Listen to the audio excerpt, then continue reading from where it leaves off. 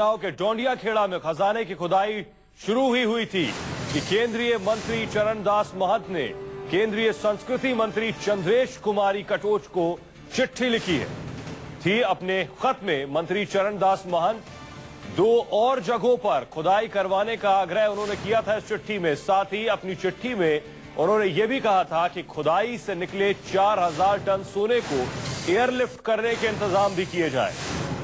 चरणदास महंत की चिट्ठी में ज्वाइंट टीम बनाने की बात भी कही गई थी और इस टीम में एएसआई और जीएसआई के साथ वित्त मंत्रालय और आरबीआई को भी शामिल करने को कहा गया था।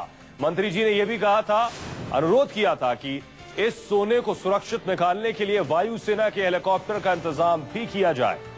साथ ही पैरामिलिट्री फोर्स की व्यवस्था करने का भी इंतजाम किया जाए। इस वक्त बड़ी खबर आ रही है कि केंद्रीय मंत्री चरणदास महंत ने चिट्ठी लिखी थी संस्कृति मंत्री को। हमारे साथ कुमार कुंदन हमारे सहयोगी और ज्यादा जानकारी के साथ जुड़ रहे हैं। कुमार, खत का मजमून अगर आप बता सकें, इसके अलावा क्या ये सभी चिट्ठियां, इस चिट्ठी में जो भी जिक्र है जिन जगहों की खुदाई का, वो शोभन सरकार के दावों का ही है?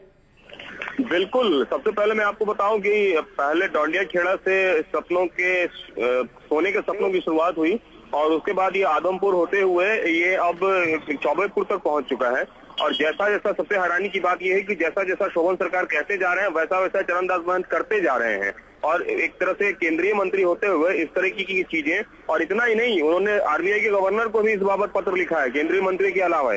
और यहाँ तक कि एयरलिफ्टिंग की बात हो रही है, ये ठीक वैसे ही बात हो रही है जैसे कि डोंडिया खेड़ा की जनता कह रही है। ये तो पूरा अंधविश्वास है। हम आदमपुर भी गए थे, जिस जगह पे ये खुदाई की बात कर रहे हैं, वहां तो लोगों ने बकायदा खोदना शुरू कर दिया था पुलिस के आने के पहले कि यही सोना है, यही खोद के निकाल लेते हैं।